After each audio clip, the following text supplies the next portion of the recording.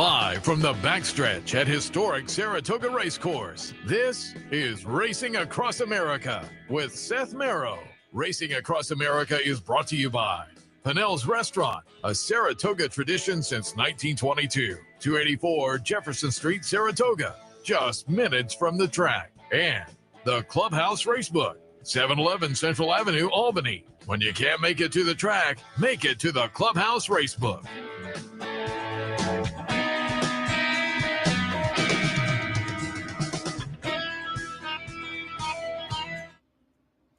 Good morning and welcome to Racing Across America, again, live from our Clare Court location. Man, that is a little overwrought with the background there, but the two shot is a little bit better, so we'll get to that in a second. But we'll kicking things off, Racing Across America here on this Wednesday morning as we kick off Belmont at Saratoga week, and a little bit later on we'll be joined by Sean Clancy, Saratoga Special, a milestone year for the special, and Sean also has an entrant in the stakes race that's going to kick off action today. His Grade 1 winner from Saratoga, Awakened. We'll talk about that as well. And then a little bit later on, Jack Knowlton from Sackatoga. It's a New York showcase day here at Saratoga, and Jack and Sackatoga have a few runners in, so we'll hit on those. But speaking of having runners in, how about having a runner in the Belmont Stakes Journalism? We're joined now to start the show by Aron Wellman from Eclipse Thoroughbred Partners. Good morning. Good morning. Thanks for having me. Happy to have you. And as normal, when I have a guest on, I always do a little bio and whatnot. And I was checking out your website and your bio. You were a trial lawyer for a while, so I'm going to go completely off topic. Is being a trial lawyer in actuality anything like Matlock or Perry Mason? It's not. No, not at all. That's definitely made for the cameras. That's Hollywood speaking there. A lot less glamorous, a lot more settlements before you even get to the trials themselves, and a lot of headaches once you do get to the trials. So I don't miss the practice of law much, and I'm very fortunate to be a born-again attorney, as I like to call myself. Have you ever seen a television show or a movie that you think captured it? No, because that's what I grew up watching, and that's part of why I wanted to become a trial attorney, is because of the glitz and the glamour associated with it. And then it was a big letdown when reality set in. No, there's never the witness on the stand who all of a sudden, admits to the crime. Never. They're not going to fold like that on you. As I say, a little off topic, but now let's get back on and talk some journalism. And we'll look at a replay in a moment, but I have a replay going back, and always have to give thumbs up to Facing Tipton down the street. Always like to root for the horses coming out of the local sale, and journalism is one of those. And I pulled up some video last night of journalism going through the ring. A nice stakes-winning dam, first foal from her, I believe. Talk a little bit about being up here at Saratoga and picking up journalism at the sale. Yeah, look. Anytime you come to the Fasig-Tipton Saratoga Select Yearling Sale, you know that they're going to bring the cream of the crop to the boutique auction. It's a 2-night event, about 100 horses each night, give or take. And pedigree is on full display, as well as incredible physicals. And because it's such a sought-after sale, it's so glamorous. It's right here in Saratoga, stone's throw away from the racetrack.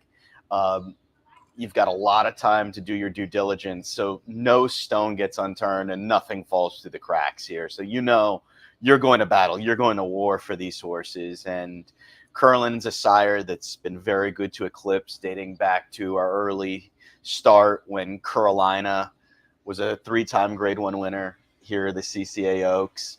The Acorn as well, which will be run on Friday, and Nest, of course, CCA Oaks and Alabama winner, and then as a 4-year-old, the Shoe V. So she was very, very important to us, and of course, she was second as a filly in the 2022 Belmont Stakes. So Curlin's been a really, really influential sire for us. So everything that comes to market by Curlin, we're going to have a good look at. And then this colt was out of a mare by Uncle Mo, who requires no introduction. And she was a really good runner in California at a very high level. And she had some good longevity to her career. I had the opportunity to follow her career, being Southern California based myself. I think I spend more time in New York and on the East Coast racing with Eclipse than I do at home, but she was a West Coast runner. So the pedigree really added up for us. And then he was just a really impressive individual in the flesh. He was well proportioned, very sturdy, and for a pretty well-sized colt, he was relatively light on his feet. But in addition to his pedigree, his physicality, he seemed to have a really good mind at the time around the sale. And thankfully, we're going to be wrong way more than we're going to be right when we're buying horses at the sale. Make no mistake. He's an exception to the rule. Thankfully, we buy enough good ones that hopefully it outweighs the failures we're going to inevitably encounter. But you've seen it translate into his racing career, where he's got the physical constitution, he's got the talent, he's got the psychological strength, and he's got the heart. So he's just such a smart individual in every respect. And, he's one of the rare ones that takes you to the top of the mountain. But what a ride it's been. Talk a little bit about that, because I've had a number of people in here over the years to talk about the sales, and they say the same thing. Yeah, you want the pedigree on the page, and you want the horse that looks good in the conformation. But a lot of people say almost the top of the list is the mind, and you like them looking out the stall and being curious and that kind of thing. How much take us through the process of? I'm assuming the catalog comes out, and you guys, before you even get up here to Saratoga, are maybe looking at the catalog and checking off. We want to take a look at this. Take us through the process of what gets you to the sale with a checklist of horses you're interested in. Yeah, I'm a little different the way I tackle sales, in that, excuse me, I actually don't look at the catalog. Oh, okay. Before coming in. Sorry. I hope this isn't live TV. we will. My apologies. No, that's fine. As I say, hip 110 a couple of years ago, and we always like to root for the performers coming out of the Fasig-Tipton sale down the street. Mopetism. I said her first foal. That was noted right in the catalog. This is her first foal. Yeah, you wound up with a nice one there from Mopetism. But so to get back to what you were asking, my apologies. No problem. I don't really get into the catalog beforehand because I don't want to be influenced by the pedigree before seeing them physically. Yeah. The most important component is that they pass our physical muster. One of my right-hand men at the sales is Sean Tugel, our vice president of Bloodstock, and he's a real whiz with pedigree. So he'll do some pre-working on the catalog just so that, because time is of the essence when you're working these sales, he's got an understanding of where the quality lies, what to expect from this individual. But I don't consult with it beforehand because I want the horse to match up and not be influenced by, oh, this is a sire I really like, or this is a mare I was familiar with. And this, I don't want to have any influences on my unabated opinion.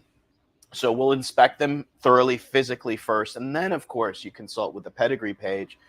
And if you like them, then it becomes a matter of, okay, do they jump through the hoops with the veterinary process? Because you have to do your veterinary work to make sure that they don't have any issues underneath the hood that aren't necessarily readily apparent to the naked eye. And then if they pass that hoop, then you got to decide how much you're going to be willing to pay for them. And then it's a matter of going into that auction ring. Here, the glitz and the glamour of Fasig-Tipton, your ego can get swooped up in the moment. There's a lot of attention on the sale. It's electric in that pavilion or out back.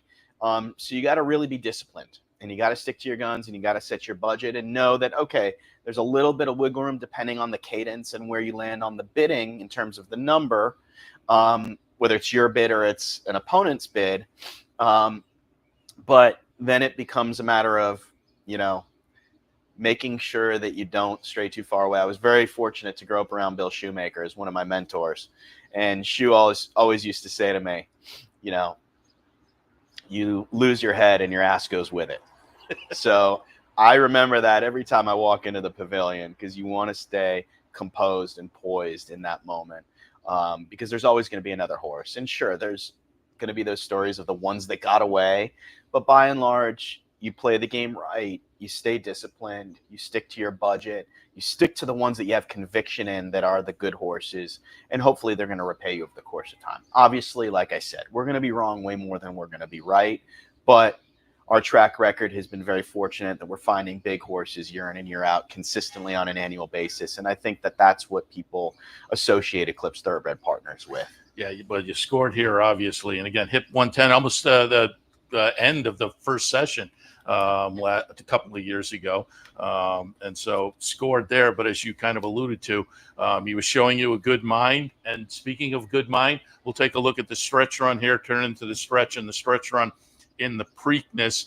And I just want your thoughts on this because people have been commenting now for a couple of weeks. I said after the race, ranks up in top 2 or 3 performances I've ever seen as he gets into the jam here at the top of the stretch.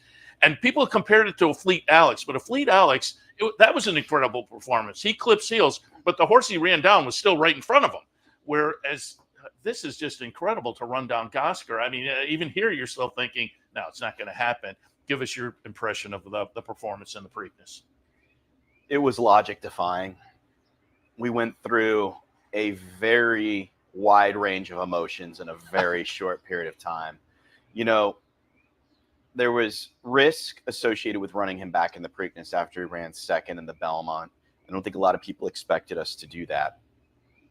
So the 2-week turnaround was a question mark, but something that we felt, Michael McCarthy, his team, our ownership group, felt like he was prepared to do and designed to do. So we had a lot of confidence in the horse going into the Preakness. Going up the backside, he wasn't really taking Umberto Rispoli on the bridle like we're used to. Let me just interrupt for a second and ask, because people say, why didn't Umberto go wide? And if you watch the NBC broadcast, they have an overhead shot, then they go to a pan shot, then they go back to a second overhead shot.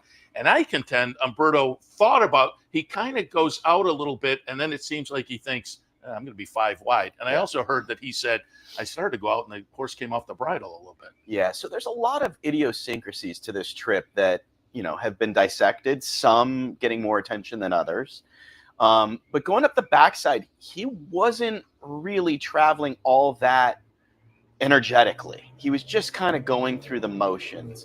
So my thought up the backside was, uh-oh, did we read him wrong? Is he dull? Is he not going to fire? Did we wheel him back too soon? And there was concern. And then, you know, he's a very smart horse. So he was turned off, and then Umberto gave him a little bit of a cue turning for home, and his original instinct was to go wide. Well, 2 things happened, and obviously I've got a great rapport and relationship with Umberto, and we study hard. And we're not too proud to consult with other professionals that have been there and done that. Umberto had never ridden Pimlico's main track prior to the Preakness. So we actually had a few discussions with Jerry Bailey going into the race. And Jerry's been a great mentor to Umberto throughout this process and really coached Umberto in a lot of ways to in a positive way. And Jerry was, I don't want to say adamant, but he was pretty strongly suggestive of the fact that you don't want to go wide around the far turn at Pimlico. Stay inside as long as you can and then tip out. You got plenty of room down the stretch to make up the ground that you need to, especially with a horse like Journalism who's so explosive, and distance is not an issue, right? So Umberto, I think, just wanted to test turning for home by tipping out to see, is this going to get Journalism to pick up the bridle? And he didn't. So he's like, okay, I'm going to stick him right in between here and put him down on the rail and see if that makes a difference. And then he turned over his stick, and he's a very intelligent horse, and he responded almost immediately. What I think isn't getting enough attention about what caused a lot of the physicality that ensued was, as Journalism was accelerating on the rail, Clever Again was decelerating. And Clever Again was a horse going into the race that we had a lot of respect for. I think he might have even been the second choice in the race, if I'm not mistaken. He took action. And he come off a really good wire-to-wire win in a stake in Oaklawn. He would look to be one of the main speeds, if not lone speed in the race. So we thought that he was a good target for us and that he would carry us well into the stretch, at least to the 8th pole, if not the 16th pole or further. And when we were just accelerating, Clever Again was backing up. So he was decelerating, we were accelerating, and we weren't expecting that. Umberto wasn't expecting it. That was at the quarter pole. That was a whole 1/8 of a mile at least before we anticipated Clever Again, or us getting to Clever Again. So I think that's getting overlooked a little bit. And Umberto had to react to that instantaneously. At that time, Goal-Oriented, who was just to journalism's outside, well, conventional wisdom says, and what Flavien Prat was doing, was he was going to tip out around Gosker. Well, that happened. Umberto went into the hole that was there. And as soon as he went into that hole, Flavien Prat decided to race ride, and rightfully so, to hem Umberto in. Everybody can interpret that however they want, but journalism is a gigantic horse. Yeah. He's not going to put himself in a hole that doesn't exist. He's just not going to do it, and he's too smart for that. So you have to be physically capable and mentally willing to do it. It was there for him. And everybody saw what happened. There was a tremendous amount of bumping. And so now that emotion went from concern up the backside, okay, Umberto's following through with the game plan around the turn by saving ground, to, Clever Again just backed up in our face. All right, we've got the seam. Now the seam is getting real tight. They bounce off each other like bumper cars. And meanwhile, Gosker's gone. Yeah. Right? So we went from concern up the backside, okay, we've got the game plan around the turn. Now the bumping ensues, to worry and concern for the safety and well-being of our horse and the jockey and the other ones around him. Okay, he extracted himself from that. Devastation. There's no way he's going to run down Gosker. It's impossible. We're going to have to settle for second again in another classic. Bummed out, devastated, to, oh my God, he might make a miracle happen. And I think even Larry Colmus said the same thing. Oh my goodness, in a state of disbelief. So we went from devastation to elation. And it really is just sort of epitomizes racehorse ownership, right? The ups and the downs. We were in the doghouse until about inside the 16th pole and landed in the penthouse. And it was just a remarkable performance on journalism's part. Umberto Rispoli's bravery to do what he did.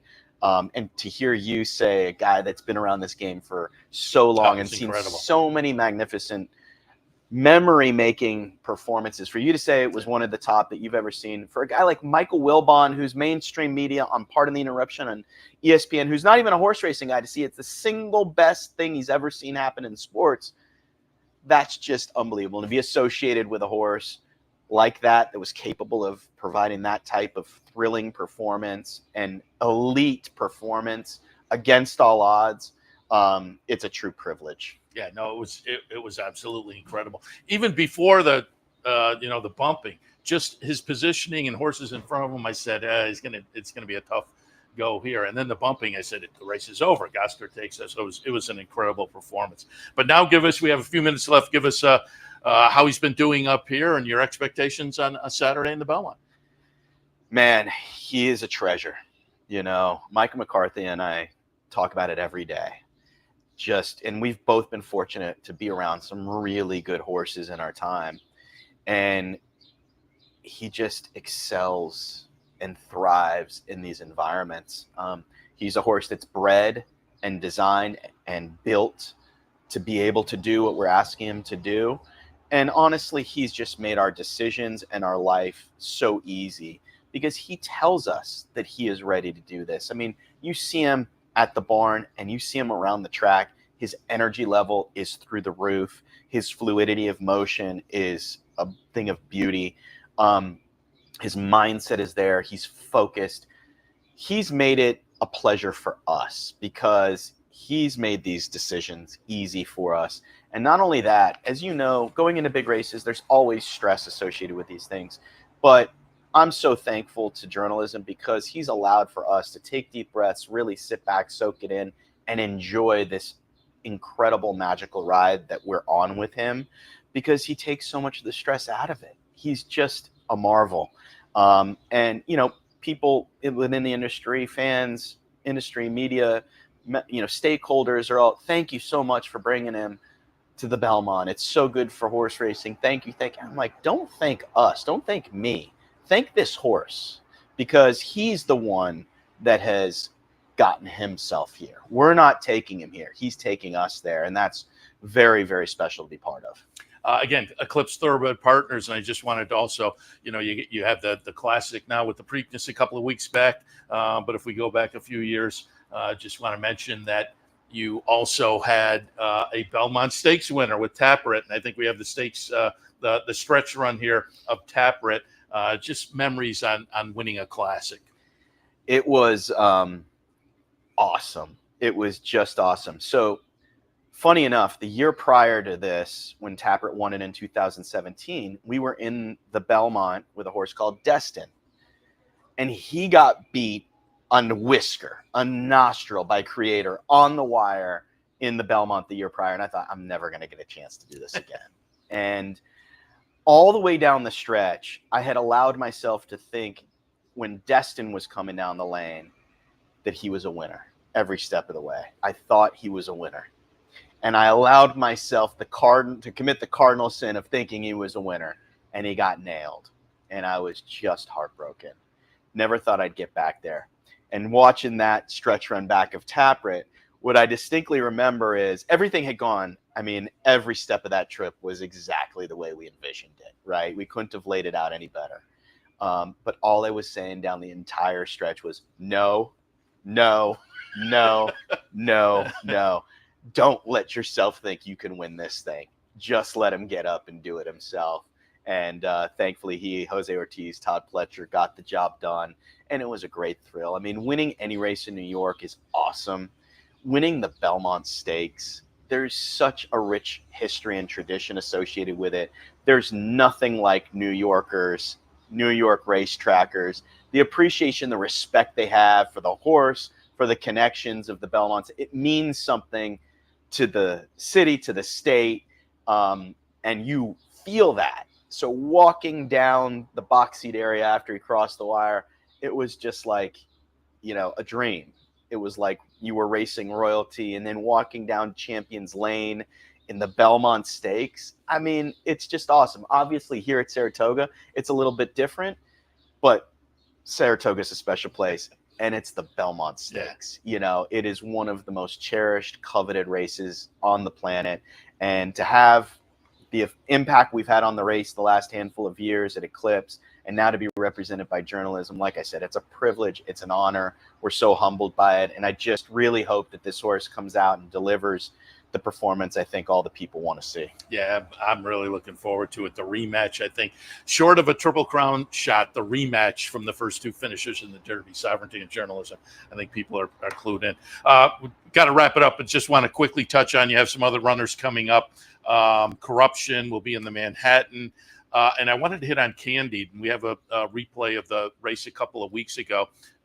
She's going to be heading into the Phipps. What are your thoughts? I thought it was a nice performance and a nice, this season to get Candied back in the winner's circle. And, you know, it's a relatively quick turnaround. Were you immediately after this performance down at Pimlico kind of thinking to come up here and try the Phipps? We wanted to give her a confidence builder in the Allaire DuPont, and thankfully she accomplished that mission. She had been banging heads against the best of her generation all last year. Second here in the CCA Oaks de Torpedeana, second ahead in the Alabama, third in the Breeders' Cup. She's got an incredible resume. She really just needed a confidence builder. So we got that job done. And then it was a function of, okay, how'd she come out of the race? What's her energy like? How's she moving? And she's really been touting herself. So she likes it up here. She's been accomplished at Saratoga. We're getting some weight, which is nice, from the top contenders, which I think is significant. And we know she sees out the trip. She's well drawn. There's some pace in the race. I think she's going to really make her presence felt. So she's touting herself a bit, and I hope she delivers on Friday. It's a historic race that we have yet to win. We're really a filly-oriented stable. Won some big races up here. Blessed to do so. The Phipps would be an awesome trophy to put on our mantle, and we're hoping she's live on Friday. She certainly comes in good off of that performance that we just watched down at Pimlico just recently. And so before I let you go, we do have a graphic with the website up, eclipsetvpartners.com. Just briefly talk a little bit about the Eclipse partnership and what if people are maybe thinking about getting into the game. Man, appreciate that very much. Yeah, look, we're a racing partnership. Come one, come all. Welcome you with open arms. Can't guarantee you success, but can guarantee you the truth and transparency every step of the way. We do our best to focus on the upper echelon of the sport and provide opportunities for people that wouldn't necessarily otherwise be able to afford horses capable of being able to compete in these big races, grade ones. We've got a little bit of a moniker, big wins, big days. So we don't just want to show up here on the big days. We want to win the big races, and we've made a habit out of doing so. But yeah, we've got anywhere from people that have had a lifelong dream of owning a piece of a racehorse that we welcome with open arms to billionaires that could easily have their own stable of horses, but appreciate the expertise and the service that Eclipse provides to them as sort of a turnkey operation, and they enjoy that too, and everything in between. So, it's a source of pride that we are able to bring people into the game and take them to the top of the mountain. And, we're got contenders in 3 grade 1 races on Friday and Saturday, including the Belmont Stakes with journalism. And that's really what it's all about. That's why people come to Eclipse, and hopefully we're able to show them the right way to do things. I always say you surround yourself with good people and good things are going to happen. And, yeah, we appreciate, look, it's the lifeblood of the industry to bring new blood into the game, to our partnerships, to the industry at large, and hopefully we're good ambassadors and stewards of the sport. Very good. Well, I had a whole list of other questions, but we'll get you back here for the traditional meet if you're in town at some. Well, you'll definitely be in town at some point. But we'll get you here because I have a bunch of other questions. As I said, I was reading some bio information, and it seems like you got kicked off as a kid and you were mucking stalls and dealing with people like Bill Shoemaker. And so I'd love to get some of those stories as well. But I certainly wanted to concentrate on journalism this weekend. Again, I think people are looking forward to the Belmont on Saturday, the matchup, the rematch. As you say, you have some other nice runners in. So we wish you a lot of good luck over the weekend and appreciate the visit this morning. Thank you. Thanks for having me on. Aron Wellman from Eclipse Thoroughbred Partners. We'll take a break. When we come back, Sean Clancy is in the green room. So is Jack Knowlton. So they're both coming up shortly. Stay tuned.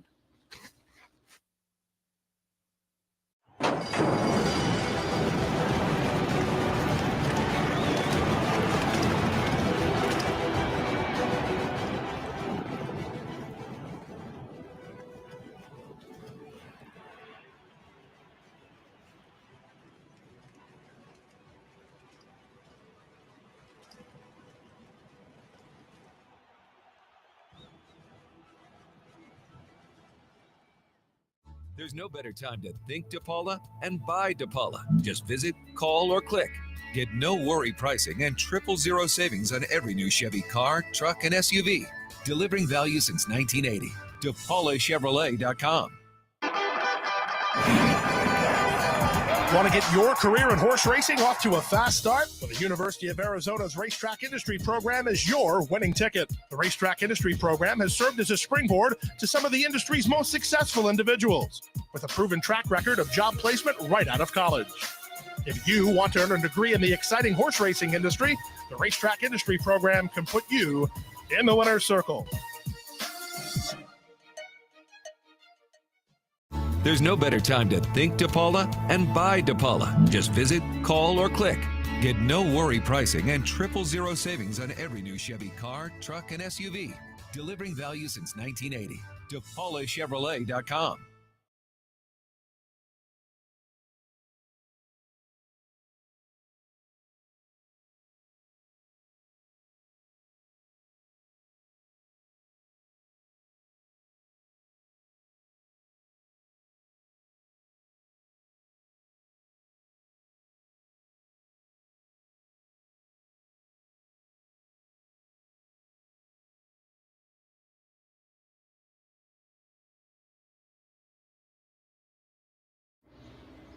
Welcome back. As promised before the break, joined now by Sean Clancy from the Saratoga Special. Sean and Joe, and I've seen Tom Law already a couple of times this week. They're the folks behind the Saratoga Special, and it's a milestone year. I read that a couple of weeks ago on Twitter, and I thought, man, I'm old. Yeah, it seems impossible, right? 25 years. We are laughing. I mean, looking back from the beginning, I was fresh out of being a jump jockey. Joey had a little baby boy still, and the nephews were little, and everything was very different. But no, we're very proud of that. Be back for 25 years. Yeah, it's been an amazing run. I mean, it has become a real part of the Saratoga season, the Saratoga Special. A print edition coming out during the meet. You can pick it up here at the track, obviously, but around town. And if you're not local, you can read it online now, digital version. And we've talked about it before.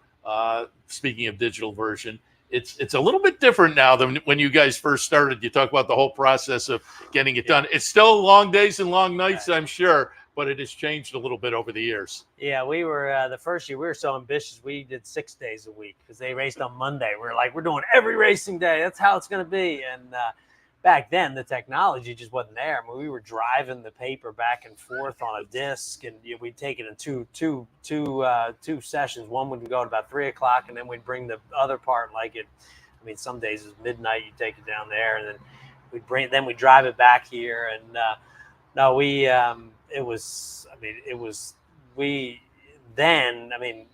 had no idea what we were getting into. We thought we did, but once we started, we realized the amount of work it was. And I remember Joey and I, the first year, we had done like 3 Mondays or something. And then, so we were like, finished the Sunday paper.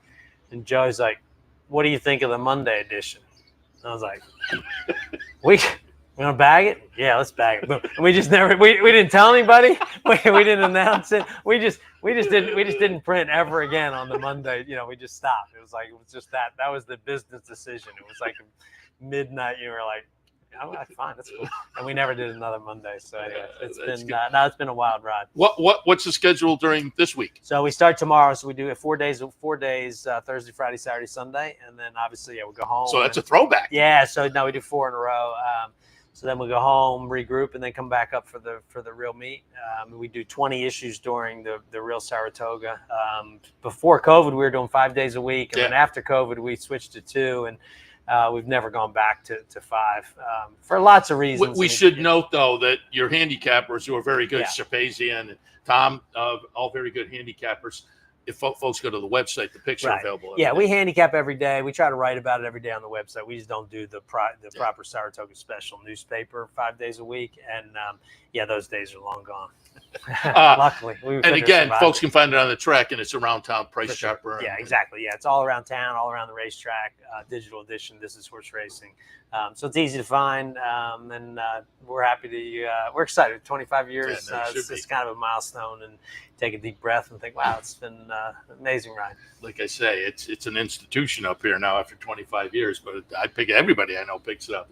Here's seeing around. The license plates are fun, and here and there, your column is always great, and Joe as well, and Tom being but you have the staff up there, and I have to mention over the years. One of your staff just came out with a nice book. Moved on to CNN, wrote a book. Yeah. So that was fun to see because I remember when she was up there, Gabby Gaudet, Travis Stone, the Alumni Association from the Special is just amazing. Yeah, it's been interesting. That's been a real added kind of part to it. We never would have dreamed that we would have been able to kind of serve that, a little bit of a role for kids kind of coming through. And we're very proud of that. The first one was Quint Kesnick. He came in and he wanted to get into. He was a lacrosse goalie and wanted to get into horse racing, and he was the first. And kind of quickly realized that people could get a start, and young kids trying to get a start in the sport didn't know how to do it. And we're very proud of that. It's an incredible alumni list, crazy. And they become great friends. I mean, they really made great kind of additions to all our lives and experiences, and that part's been really fun. Yeah, no, it's been, and the last couple of years you've had the age group sitting in the Saratoga Special section up in front. That's been fun to watch, and as I say, over the years it's been fun to watch people go through and then go on to Marietti, right? Yeah, exactly. Marietti's another one. Brian Nadeau, Pete Fornatel, Frank Scattoni. I mean, just all the way through the list. I mean, there's been so many. Brian Jones is a great kid to work for us. Just one after another. Yeah, Ryan Martin is another great kid. I mean, it's just been tons. No, it's been really fun. I will also note that you guys are recognized typically by the industry as well. You're the Eclipse Award winner, and Joe's won a number of awards. Tom won an award a couple of weeks ago down at Pimlico. But then I think I might have heard Tom on Vic, or I was talking with Tom and Vic the other night. They made you just won a American Horse publication for Mid-Atlantic Thoroughbred. Yeah. So, nice. Yeah, our work in Mid-Atlantic Thoroughbred won the General Excellence Award, which we're very proud of that too. Yeah, nice, very good. All right, always have one of you guys on when there's a steeplechase day. And I want to talk a little bit about the steeplechase today, which kicks off the action. Not bad, kicking off Belmont at Saratoga week with a grade 1. The Beverly Steinman, which was supposed to be up here last year during this week, weather that postponed it, and it wound up down in New York a little bit later. But I'll talk about this, and we'll start talking about your horse, because you have a horse in here, River D Stable, Awaken, who ran last in the Beverly Steinman last June. So coming back off a layoff. But I pulled up a replay because I want you to talk about this, obviously, going back a couple of years. This is Awaken for River D Stable coming down the stretch in the Jonathan Shepherd as Sean Clancy, not a jockey, but as an owner, picks up a grade 1 up at Saratoga. Just reflect a little bit. This had to be fabulous. No, it was, for me personally, it was just one of those brilliant Saratoga memory moments. I've told people, I actually wrote a column. I spent up to this point, I've spent 23 years up here watching other people win grade 1s as a writer. And I literally don't watch the race. I watch people watching the race. And then I was able to win a grade 1, which obviously very different, very proud of it. 10 Strike Racing got involved. We bought Awaken off Chuck McGahee, Phipps Stable, and it gradually just developed its way up into grade 1. And that was just an incredible moment.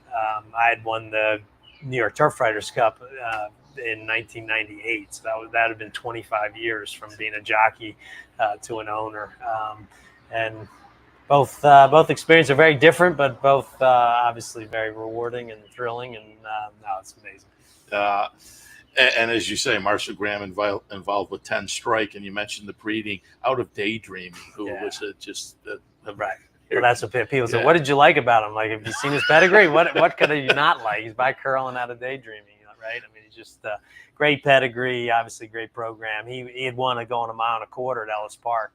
We had actually watched the race up here the summer, 2 summers before, and I just said, man, that's a jumper. I want that horse as a jumper, and eventually got him. So, I love the horse. And overall, you've been pretty successful at River D. You've been kind of looking for these kind of horses and doing very well. I'm not sure I've ever asked you before. Where'd the name come from, River D? So it's an old horse of mine, one of the first horses I ever owned. My father and I bought a horse named River D off of Bobby Connors. If anybody remembers, Bobby Connors is a trainer. Lev Miller and Jerry Shields, bred horse. They had him. We bought him for $1,500, I think, and he won a couple of hurdle races on him, and then eventually gave him to my then girlfriend. She went eventing on him. He went advanced around Rolex. Became a show horse. Did the Hampton Classic high amateurs with my future wife. I ended up marrying gave her the horse, married the girl. So, and my father ended up retiring him and made him a fox hunter. So out of all the horses I've ever been around, he basically had 5 careers. He was a flat horse, a steeplechase horse, an event horse, a show horse, and a fox hunter. My father and I both fox hunted him until he was probably 16, 18, maybe 20. Wow, that's and great. He lived on the farm till he was 29. We put him down when he was 29. He had a glorious life. And I just always I just named my stable after him. Yeah, thank you.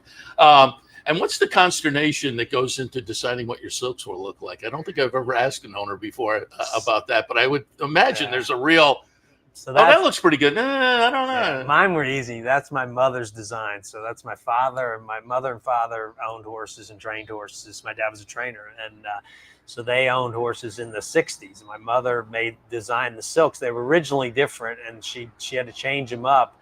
I think the Jockey Club decided they were too close to the Widener silks. So they added, I think originally it was 3 hoops. They went to 2, and then they asked her to add a color. And she couldn't see the silks in a race very well because they're dark blue and light blue. And so she asked if she could add the red cap. And that's become the signature red cap. Yeah, Otherwise, you can't see it. So the red cap is key. So yeah, those are my mother's silks, and I'm obviously a traditionalist, so I wanted to keep those, and I'm very proud of that. Yeah, I like that. I like the story. And believe me, if a jockey comes out in the paddock without the red cap, I can count. I can look at my phone. I can 3, 2, 1. My mom texts me, "Where's the red cap?" And I'm like, "I tried. It's usually some valet at some crazy track that forgets or something, but it does happen occasionally. Very good. All right, let's talk about the race. And again, you have a horse in here, so there is a little bit of a bias involved. But I'm going to pull up a replay of Auction Kingdom. I'm going to go a couple starts back and look at that one. Or maybe I did pull up I'm just looking here. I did pull up the last race where Auction Kingdom runs second, because the winner in there is also in this race. So again, we're going back to Malvern, Pennsylvania, the Radnor Hunt Cup race. Auction Kingdom, though, is going to wind up running second in here. I went back, though, a couple of good tries over Colonial. I said on the handicapping show earlier, I definitely like horses up here over the jumps who have shown some ability on a racetrack configuration. And he did okay at Colonial last year. So I'm going to use Auction Kingdom on top. I have you right underneath and Carloon in the mix. What are your thoughts? Yeah, it's an interesting race. The breaking news for Awaken, Graham Waters, his wife Rosie went into labor last night, and they had a baby this morning. So he stayed there with his wife, which was a smart thing to do. So I couldn't convince him as much as I actually didn't try. I said, "Nah, you better stay there, buddy." So Connor Tierney is riding Awaken. He's a capable amateur apprentice, but he rides well. I think he should be fine. So that's a change. As far as Awaken goes, he had if you look, he had a training flat race at Middleburg, so he did have that. And we had him set up to go to the gold. There was a grade 1 at the Virginia Gold Cup. We scratched him on the day. The ground was slippery. Horses were slipping and sliding on the turn, so we scratched him that day. But He's been ready for a little while. So he's had a race since the Steinman. Exactly. I'm not showing it in here. So it's a training flat race. You can see at the bottom. It's a workout. As a train. Right. So it's a training flat race. It shows up as a mile and a half. Yeah, that used to be up here when they did the open house. Yeah. So we have training flat races at a lot of the hunt meets. So they're just used as works. They don't count against a horse's official record, but they're works. So you can take note of that. At least he's had the training flat race, and he was ready to run at the Gold Cup on first Saturday in May. We scratched him there. So it's not like he's coming off a cold layoff from June. I mean, it's a tricky race. There's no real standouts in here. Carloon and Awaken are the only 2 grade 1 winners, but they're they kind of won weak grade 1s. I mean, I'll be honest, the grade 1 here, wasn't like we were beating snap decision in those horses. But they're the most established 2 of the group. And then the rest of them are trying to climb that ladder. Auction Kingdom, Evie's Prince, Sultan Perget, Little Trilby. They're kind of coming out of novice stakes, restricted races, and they have potential to be good. I thought Sultan Perget, I thought he was pretty good at Radnor. I was impressed by that race. I thought he was decent. Proven Innocence, nice old horse. Kind of went through the novice conditions, hadn't really been able to break through at the open stakes level. But it's a competitive race. Carloon is really the key. He's kind of a wild, free-running front runner. When he's good, he sets a wicked pace. So I would think he would be going fast. He fell apart in the Carolina Cup, didn't jump well early, had a little pressure early, and that race was wasn't a great performance, obviously compared to his other 2 races last fall. But he's the key horse in front. How far he can go, 2 3/8 would be stretching his stamina a little bit, but a good horse. I'll also note Auction Kingdom gets in with a feathery 144. Yeah, so exactly. Weight's key. I mean, Awaken carries 154, which is a high weight, and he's a lightly made horse. So he wouldn't be a type of horse you'd say, oh, he can carry a lot of weight. He's just a real American-looking flat horse. So I'm not sure that's great for him, but he obviously deserves a Grade 1 winner. So he's at the top of the handicap. But it's I kind of alluded to it earlier. It's nice. It's fun. I love the steeplechase races. So to kick off this Belmont at Saratoga meet with a Grade 1 over the jumps, I think is a lot of fun. Yeah, it's fun. Look, we're happy to be here. We're thankful and grateful for Naira to give us the opportunity, and we love being here. Love being part of it. I had to have you on to talk to jump races, but also had to have you on to commemorate 25th year, and certainly when you guys come back for July 4th weekend and then kicking off into traditional Saratoga, we'll get you plugged in again as usual, because we always like to have you and Joe and Tom come by and talk a little bit about the news, because you guys with the Saratoga Special are always picking up something that other people tend to not miss. That's not the right word. You're looking for a little something offbeat. That might be the wrong word, but your articles always have a little bit of a different tinge than the normal stuff that's picked up in the winner's circle after some of the stakes races. Yeah, well, look, we have it easier that we're the publishers, the editors, and the writers. So there's no there's no division. So we like writing good stories, and we have a long rolling deadline. We got a lot more freedom than most writers, that's for sure. And you have 4 days. You said, is it going to be a stable tour this week? No, we're not doing the stable tour this week. Because we'll get it rolling in Saratoga. Okay, sounds good. Sean, appreciate it. My pleasure. Sean Clancy against Saratoga Special. You'll be able to pick it up 4 times this week. By all means, do it. If you can't get up here to the track or you're not watching locally, you can catch it online as well. This is horseracing.com. All right, we'll take a break. Jack Knowlton in the green room. Sackatoga with some runners on this New York Showcase Day. Stay tuned. Sometimes it pays to go with the flow, to check your worries at the door, to reconnect with your crew, to follow the thrills and the flavor, to roll with it and see where it takes you, to enjoy every minute to its fullest, and to dance like there's no tomorrow. You can do that here at Rivers Casino and Resort Schenectady, where the good times flow. Haven't signed up for a Capital OTB account yet? Now's the time to take advantage of the sign-up bonus. Open up a new account with $200 or more, bet $400 by the end of the month, and receive a bonus $200 into your account. Plus, you can take advantage of everything an OTB account has to offer. Wagering from any device, live streaming, racing info, past performances, online promotions, and more. Sign up today and take advantage of the new account bonus. Details at capitalotb.com. You like free money? Well, Capital OTB gives its players plenty of opportunities to cash in. At Capital OTB, there are so many ways for horse players to receive bonus dollars by simply participating in promotions such as our bankrolls, bounty bets, online handicapping contests, and much, much more. Plus, with Capital OTB's Player Rewards program, you get actual cash back. So what are you waiting for? Log on today at capitalotb.com or capitalotbbet.com and claim your free money.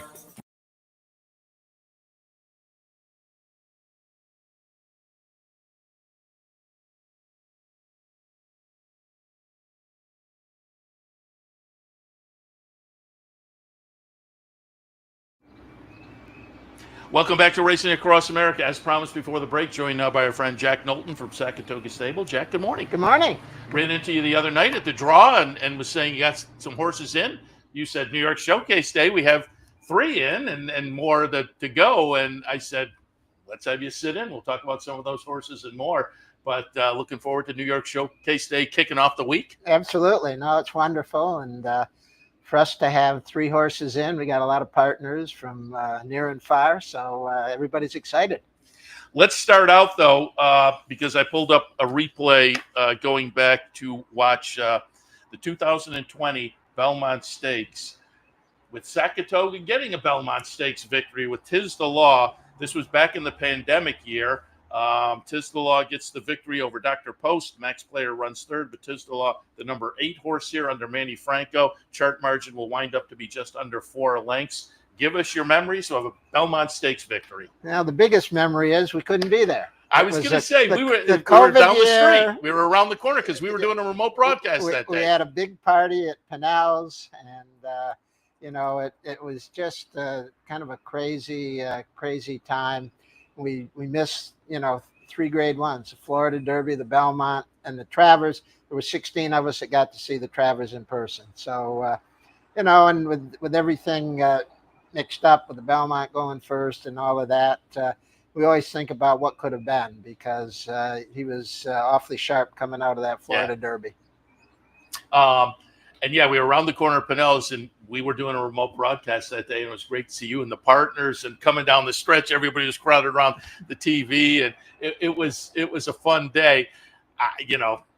it's much better to obviously to be there on the track, but still you get that Belmont Stakes victory under your belt. With Funny Side earlier, you wind up with the Kentucky Derby and a Preakness, so you've won all 3 legs.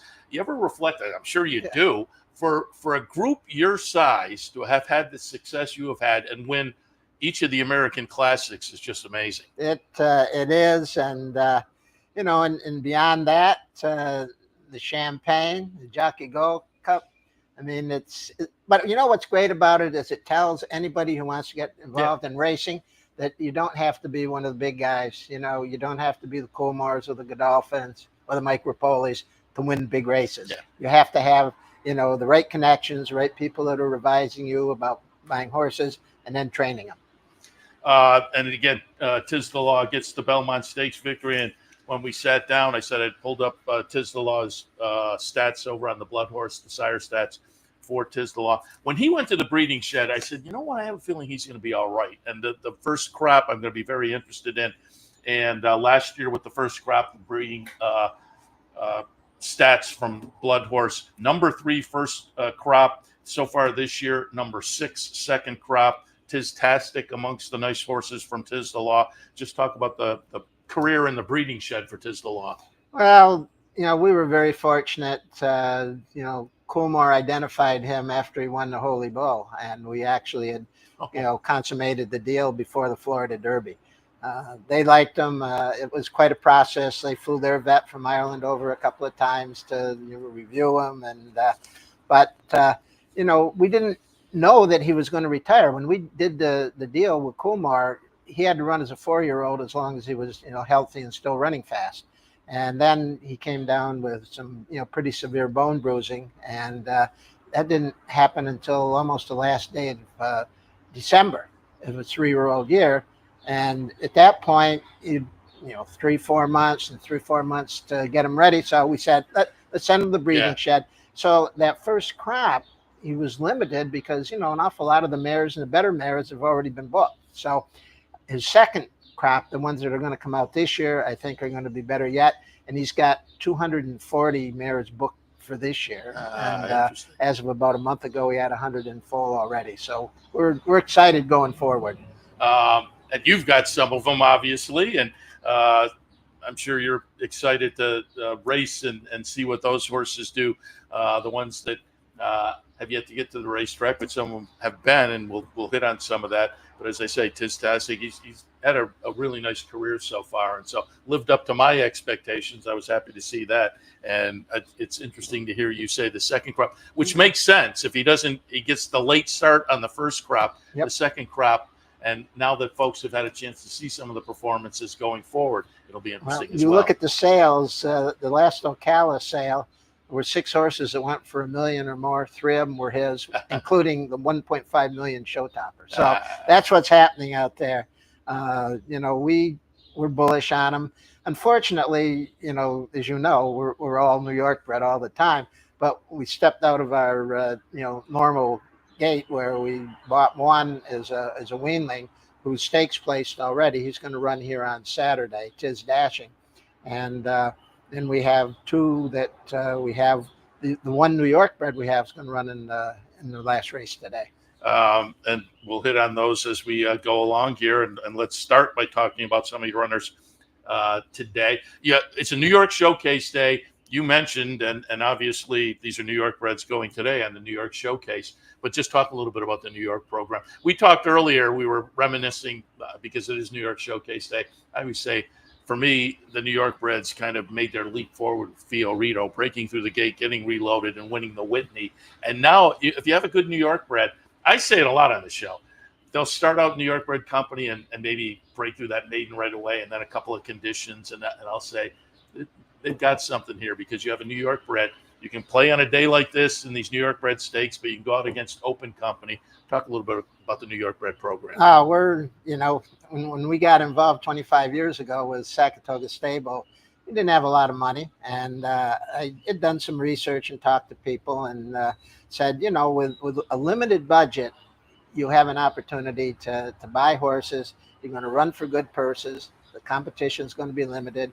And as you mentioned, if you get a good one, particularly in the Stallion Series races, which are great, and all of the other New York bred races that have got great purses. Like today, they're running for 200,000. I mean, that's hard to overcome. So we're thrilled. We're bullish, as I said. Every horse, I think, with one exception in the last 25 years, until we bought 2 Tizzas that weren't New York breds, we've had New York breds, and we've had, good fortune. Obviously, probably the 2 most accomplished horses in New York bred history with Funny Side and Tizzalaw. We've had other stakes winners along the way, and everybody has a lot of fun, and we really support the program and really like what Naira is doing along with the breeders, where we're going to be running for purse parity in a couple of years, and next year the 2-year-olds are going to run for purse parity. Yeah. So it's all good, and hopefully that's going to really encourage the breeders. We need, to up our game with stallions and with better mares, but it will come, I think, because they'll follow the money. Yeah. The old movie line, show me the money, and if you offer it, they will come, kind of a thing. Right. But let's start out 5th race today. State bred allowance runners, mile and 16th on the grass. I was telling you when you sat down, handicapping show earlier. My partner, Anthony Mormino, picked Courtly Banker on top. Comes out of a seasonal debut, 4th place finish. Barkley tag. Katie Davis on board. What are your thoughts this afternoon for Courtly Banker? Well, we're hoping that he goes back to where he was last year. He ran 2nd twice in the Stallion Series races against a really good horse. And then in the middle of a thunderstorm, they let the thunder, but it was still pouring. He broke his maiden in a stakes race here at Saratoga. And the Violet, that was the maiden breaker. Yes. Wow. So that doesn't happen very often. But he, then I think, he had 3 really tough races and went a little bit off form after that. So we gave him a nice long break. I think, after that break, he probably wasn't ready for his best race. He's had one now, and I expect him to run well. If he goes back to the speed figures that he ran last year, he's going to be a factor in there. Yeah, a couple of races up here at Saratoga, including that Violet, both good performances. So certainly we'll appreciate the home cooking up here at Saratoga. Stakes action, 7th race today is the Kingston. A couple of $100,000 up for grabs, going a mile and 16th on the grass. Union Trail. Now, I made that one my dark horse play today. I hope we don't jinx you, but I thought with the early speed, I thought there was a potential to maybe have this one take them all the way around. We're going to go back and look at Gulfstream race back in the middle of December, and Union Trail will get it done. That was 3 races back. Since then, a couple of thirds, including a near miss last time down at Gulfstream, but coming back up from Florida. What are your thoughts this afternoon on Union Trail? Well, we're stepping him up. He's coming off a lifetime best by our speed figure.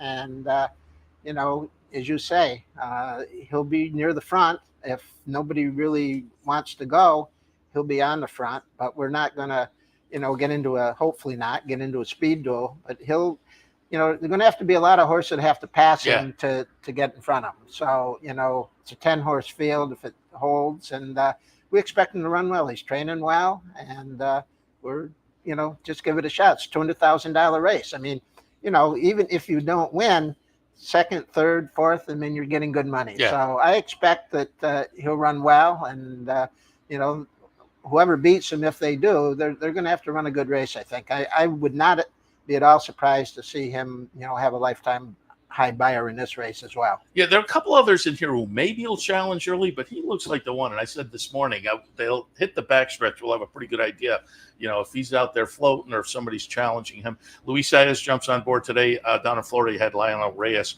who was kind of pulling in some nice turf winners down there at Gulfstream this winter. We used him quite a bit this winter, but we're really happy to get Louis because he is great on the front end. He can nurse a horse's speed, and we're fortunate to get him for this race. You mentioned the horse in the finale today, Spirit of the Law. I have that horse firmly in my mix. Another one, last race down at Gulfstream, January 18th, ran 3rd. Just before that was a good 2nd, and we're going to take a look at that race 2 back. This is last November. Winds up running 2nd behind Printer's Alley. So this was a nice performance to finish up 2024. Followed it up in January with a 3rd place finish, a little bit of a layup. See, you didn't even see him. He was way back this is the first time that we stretched him out and the first time that he got on synthetic. And both his races that he went 2 turns and on the synthetic he ran well. So we expect that he should take to the turf here, and it'll be his first race, in 3 races against New York bred company. Yeah, I have him right in the mix, and you're getting 6-1 for this one. Junior Alvarado on board. I'm hoping the value holds up here, but I think he's live. Comes in off a beaten favorite race, so the betting public off of that race we just saw, the next race, the betting public was on board. I think Spirit of Law, very interesting. And you mentioned coming up on Saturday, race number 14. Jack, don't make early reservations over at Ciro's because we're talking about an 8 o'clock post time, I think, for race number 14 on Saturday. We have Tiz Dashing in. Talk a little bit about that one. Tiz Dashing, he's Kentucky bred that we bought as a weanling, the first and only time Sackatoga has done that. Oh. But we went to a sale down there. We absolutely wanted to get in on the ground floor with the first Tizes, and we talked with a lot of folks, particularly the Coolmore people, and they were really high on this horse. So we stepped out, paid $215,000 for him, which is a lot for Sackatoga. And, he rewarded us. He won his first race going 6 furlongs on the turf, and then just got beat by a late closing Chad Brown horse in his first stake effort. But, he ran okay in Florida. We're giving him a shot here. They're horses that have run better numbers, but we think he's got the potential to be a nice horse, and said, let's give it a shot, get a chance to run on Belmont Day. Why not?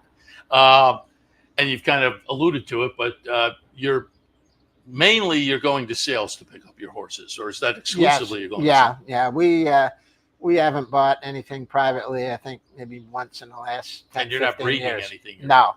I mean, partners have some breeding rights, but I actually sell mine to Joe McMahon, and Joe is producing New York breds. One of these days, maybe we'll end up with one of those. There you go. Do you participate much in the New York bred sale in August? That's where we buy most of our horses. That's where we like to buy. Funny Side and Tiz Law both came out of that sale, even though we didn't buy Funny Side at the sale. Tony Everhart did for $22,000. Barkley said, I didn't like him. He was a skinny horse and all that. 4 months later in Florida, Barkley sees him, and Tony says, this is going to be a nice horse. And we ended up getting them a couple months later. So a lot can change, when they're babies. Yeah. But now that's a great sale, over 200 New York breds. And usually, we'll find, between 5 and 8 that pass all our criteria. And we love to buy up here in Saratoga. We love to have you up here in Saratoga, Jax. It's been fun to watch Sackatoga over the years, as I say. For a group of their size to have a horse like Funny Side, Derby, Preakness, and a horse like Tiz the Law with the Belmont and the rest of the races on his resume and go out to a great stallion career. It's just been a lot of fun to watch and fun to see you and chat with you over at the track on many afternoons, and we'll do that certainly over the next few days. But appreciate your visit this morning and wish you a lot of good luck this afternoon, really the whole weekend. Great. Thank you.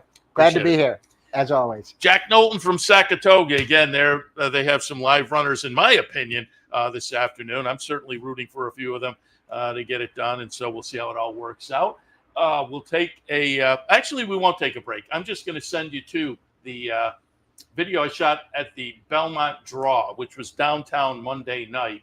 I got a chance to catch up with Bill Mott, John Sheriffs. Also talked with Todd Shimkus, who is Saratoga County Chamber of Commerce, and how much the week means to the folks up here at Saratoga. But we'll go to that just, 4 or 5 minutes long, and hear a little bit from Bill Mott on Sovereignty, John Sheriffs on Paesa. All of that, again, from Monday night's Belmont Stakes Draw.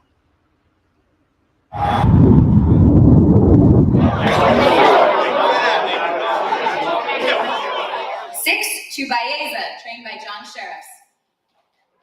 Well, coming to the Belmont in Saratoga is really sweet. Belmont is such a historic, great race. Last jewel of the Triple Crown. I mean, there's so much that rides on it for 3-year-olds and for their career. So it's just exciting to come here. Talk about the career so far. I'm assuming you've been happy with it. And a horse like that, do you know fairly early that you've got something special? Yeah, you know, there are little things that kind of say, oh, maybe this is going to be something really good. And mostly, as I've always said, it's how the horse progresses, right? His pedigree stamped him as a special horse. Yeah. But then he had to kind of prove it on the racetrack. And as he's gone along in his career and in his races, he just continually improves. When did he get here? We came in on Tuesday, the 29th. And so how's he been doing since arriving? Oh, no, he's been very good. We came a little early because it takes him maybe 2 to 3 days to settle into his new surroundings. So he chose to come a little bit early and have his last work at Saratoga. And how's he coming into the race? Oh, it's great. He looks fantastic. Your expectations? Well, you know, we're always hoping, right? We want to win. We hope to win. But then I always tell people you have to temper that with the fact that everybody wants to win. And for these kind of races, something has to happen in a positive for the horse, right? He has to get a break somewhere, an opening, a fast pace, whatever. There's always usually some key thing that makes the difference.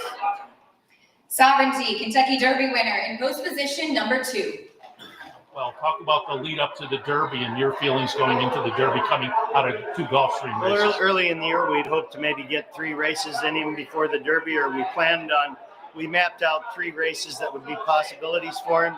And we figured chances are you always miss one of them. Something happens.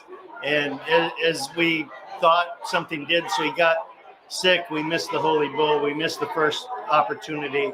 And we went to the Fountain of Youth. He ran well. He ran well over Gulfstream, which, you know, you don't always have to. It's not a track that's set up for a deep closer like he is. But he ran well and you know, came back from the Florida Derby and ran a credible race. Maybe, you know, didn't run his best race, but it set him up well and for the Kentucky Derby 5 weeks later.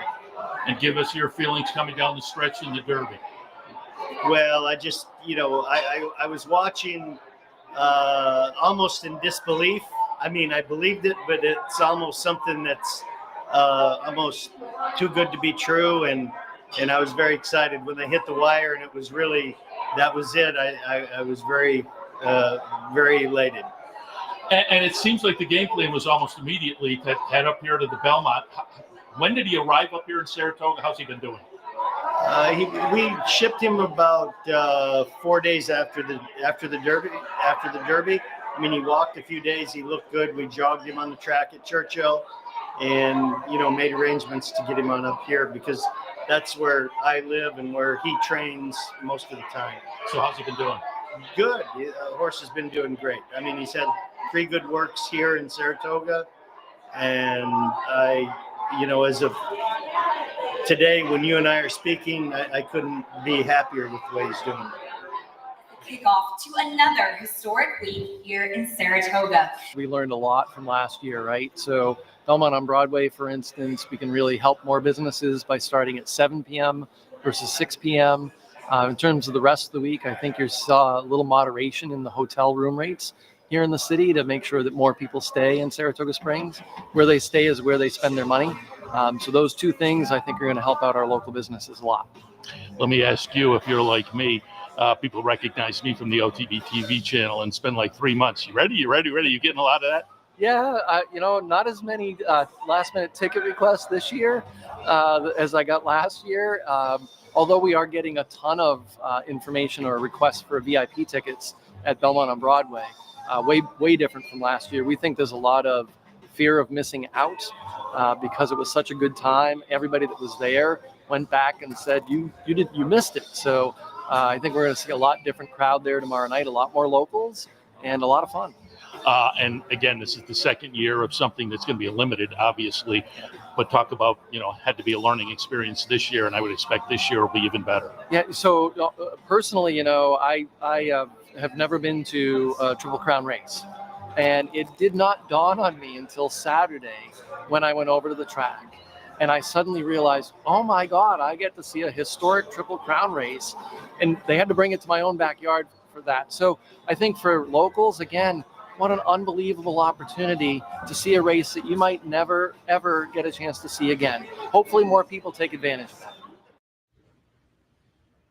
And again, that was from Monday night downtown, Universal Preservation Hall, the Belmont Stakes draw Monday night. Bill Mott, John Sheriffs, Todd Shimkus, and then Universal Preservation Hall. Last night, we had Embrace the Belmont, which was a lot of fun. And thanks to everybody who came down for that. Benefited Therapeutic Horses of Saratoga. And there was a good crowd down there for the handicapping seminar last night. I was on the panel. Sarah Elbadwe, Matt DeSantis from Naira, Donna Brothers emceed, and really appreciate there was a little kind of cocktail hour kind of thing, I guess, beforehand, and had the chance to kind of chat with a bunch of people, and people are excited. Big surprise, right? Belmont at Saratoga back up here for the second year. But we kick off a day early, so things start today. New York Bred Showcase Day. Last year, this New York Day, was the day after the Belmont. This year, it's kicking things off. Really good card. Great weather. Come on up and put it on your schedule that the free concert downtown is also tonight. So, again, it's free on Broadway, right on Broadway. If you weren't there last year, it was a lot of fun. They put a stage across Broadway right in front of the city center, and there are 2 blocks of wall-to-wall people down Broadway. Last year was Blues Traveler, and again, it was a lot of fun. This year it's Gin Blossoms, and again, given the weather, I think it's going to be another blockbuster evening. So keep that in mind. If you're coming up to the track, schedule a little extra time to go downtown. Concert starts, I believe, at 7 o'clock. So put that on your schedule. I guarantee you're going to have fun. If you can't make it up to the track, watch and wager via Capital OTB and OTB TV, and then pop up to the concert and enjoy that if you have, the ability to do so. As I say, guarantee you'll have a lot of fun with plenty of other folks joining as well. All right, I'm going to wrap things up. The pregame show at Naira is kicking off, so I'm going to step back and send it down in that direction. We're underway here at Saratoga. Back tomorrow morning, 9 a.m. handicapper support, 10 a.m. Racing Across America. See you then. You've been watching Racing Across America. Racing Across America has been brought to you by Pinnell's Restaurant, a Saratoga tradition since 1922. 284 Jefferson Street, Saratoga, just minutes from the track. And the Clubhouse Racebook, 711 Central Avenue, Albany. When you can't make it to the track, make it to the Clubhouse Racebook.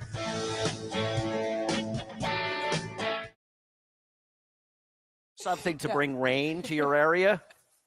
She's the one. I felt so bad when I first saw the overnight and there was a jumps race, and I was like, and I've got talking horses. I mean, that's just that.